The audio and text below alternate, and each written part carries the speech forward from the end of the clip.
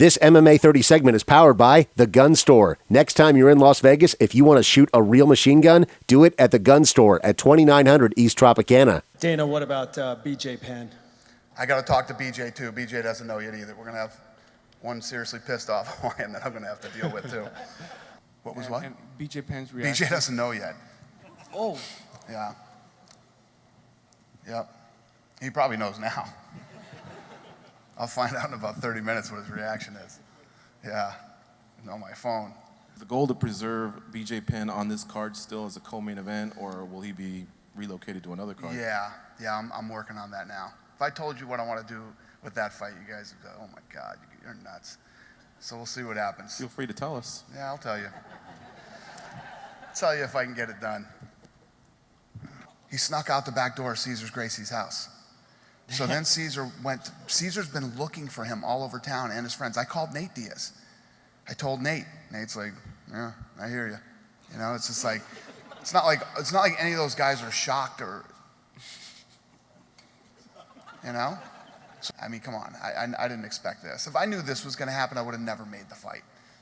Why waste my time, money, energy, and embarrass everybody with this deal, you know? I got this guy flying all over the place, breaking camp to promote a fight that's not even happening now. Do I feel disrespected? Listen, I got thick skin. I get over shit quick. I'll live. I'll get over it. I like the Condit fight. I like the Carlos Condit fight. So I'd be a little pissed if I couldn't make another fight. I might be a little more bummed out. I haven't talked to Greg, but the thing is, I never trained with Carlos Condit. We never trained together. We trained in the same gym before, but we never did train together. And I'm gonna talk to Greg, but that's the fight that the fight is official, you know. So Cesar Gracie's calling me. Okay, cool. Hey, Cesar.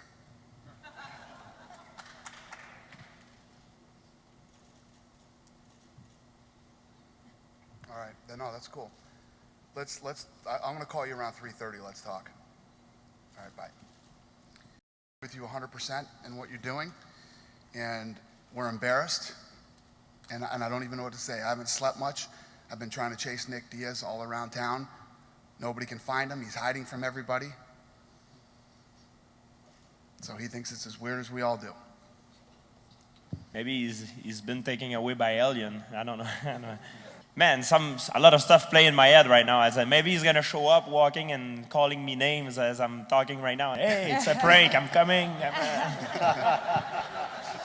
Are you trying to prank me? Is it a TV? No. Yeah. If it's a prank, it No, really trust works. me, it's not a prank. This would be one goofy prank.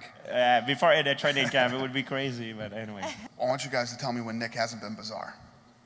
This isn't like out of left field. Like we're like, holy shit, George St. Pierre didn't show up for this thing and he won't get on the phone. And, you know, when is Nick Diaz? I mean, who in the room is really shocked and horrified? Like, can't believe that this is happening right now. And Nobody? You know, Yeah, that's what I thought. And you know, if you don't want to do it for yourself, at least do it for your family, for your kids. You know, it's an opportunity to make a better living for you. And if you don't want to do it for yourself, do it for your family, for your kid. You know, it's a little bit selfish. You know, thinking the way like that. You know, I don't think anyways, it doesn't make sense. If he had gone to you initially when you were talking about this fight and said, I just can't do press tours, I can't do press conferences, I'll do anything else, would you still have booked the fight? Well, he told me he would. He could come here right now and sit here, not say a word. You could ask him questions and he could not answer your questions.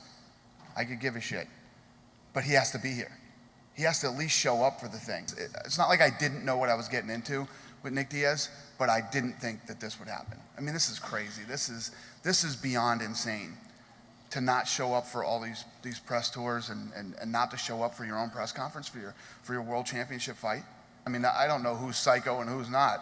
You could be psycho for all I know. I don't know. You know what I mean? I have no idea.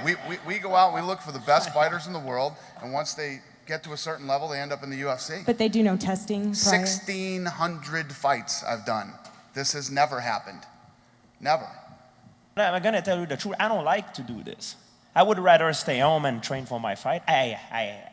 Not that I don't like. I despise completely doing this. I don't like the face-to-face, the stare down and stuff, and click the picture. Hey, what do you think about it? Like, and I have to do it. I do it every single time because it's part of the promotion. But I show up in front of you as real as I am, you know, like I'm telling you the truth. I don't like doing this, but I have to do it. It's the contract. And like I said, to promote a fight, they need 3 entities, the organization, the UFC, and the 2 fighters. And one of the fighters did not show up, didn't do his job. So that's what is going on right now. Anything we ask him to do, he's there with bells on.